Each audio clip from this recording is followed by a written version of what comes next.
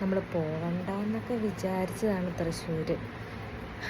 പിന്നെ അതേ ഒറ്റ മൈൻഡിൽ തൃശ്ശൂർ പോകാൻ വേണ്ടിയിട്ട് റെഡിയാവും. ഞാൻ വേഗം വന്ന് ഡ്രസ്സൊക്കെ മാറി നിൽക്കുകയാണ്. ഇപ്പോൾ സമയം 1 മണി ആ ടൈമൊക്കെ ആയിട്ടുണ്ട്.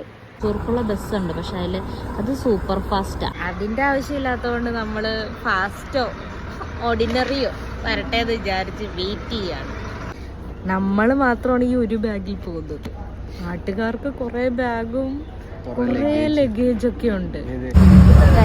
നമ്മളങ്ങനെ കുറേ സൂപ്പർ ഫാസ്റ്റ് വന്നിട്ട് കയറാണ്ട് പിന്നെ നമ്മളൊരു വന്നൊരു സൂപ്പർ ഫാസ്റ്റിൽ കയറി. അത് നല്ല സീറ്റായിരുന്നു. പെട്ടെന്ന് തന്നെ നമ്മൾ തൃശ്ശൂരെത്തി. അപ്പം നമ്മൾ വിചാരിച്ചു ഒരുപാട് ടൈം ഉണ്ടല്ലോ, എന്നാൽ കുറച്ച് നേരം ഈ AC വെയിറ്റിംഗ് റൂമിൽ റെസ്റ്റ് എടുക്കാമെന്ന്. അങ്ങനെ അവിടുന്ന് റെസ്റ്റ് എടുത്ത് കുറച്ച് നേരം വെളുത്ത് കഴിഞ്ഞപ്പോഴത്തേക്കും നമ്മൾ നേരെ അമ്പലത്തിലോട്ട് പോയി.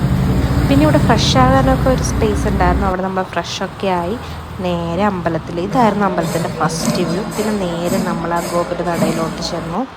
അത് കഴിഞ്ഞപ്പോൾ വിശക്കാൻ തുടങ്ങി. അങ്ങനെ നമ്മൾ ഈ വുമൺസ് ഫുഡ് കോർട്ടിൽ വന്നു. അവിടെയായിരുന്നു മിക്കവരും ഫുഡ് കഴിക്കാൻ വന്നിട്ടുണ്ടായിരുന്നു. നമ്മൾ അവിടുന്ന് ദോശയും സാമ്പാറും ഒക്കെ കഴിച്ചു. നല്ല പൂ പോലത്തെ ദോശയും സാമ്പാറുമായിരുന്നു.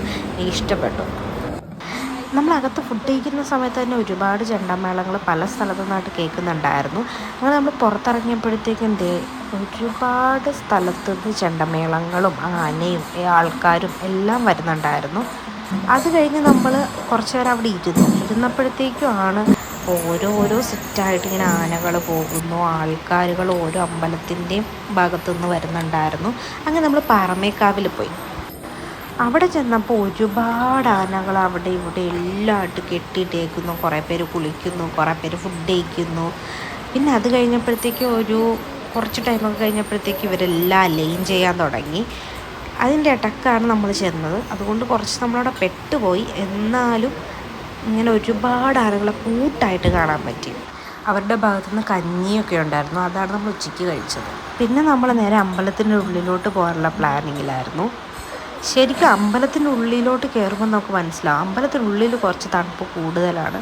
ഇത് പാറമേൽക്കാവിൽ ദേവി ഉള്ളിലോട്ട് വരുന്നില്ല, ഞിത്താറമേളം സ്റ്റാർട്ട് ചെയ്യുന്നതൊക്കെ ആയിരുന്നു. നല്ല തിക്കും തിരക്കും. ഞാൻ ഇപ്പോഴാണ് എൻ്റെ മുഖം ഒന്ന് കാണുന്നത്.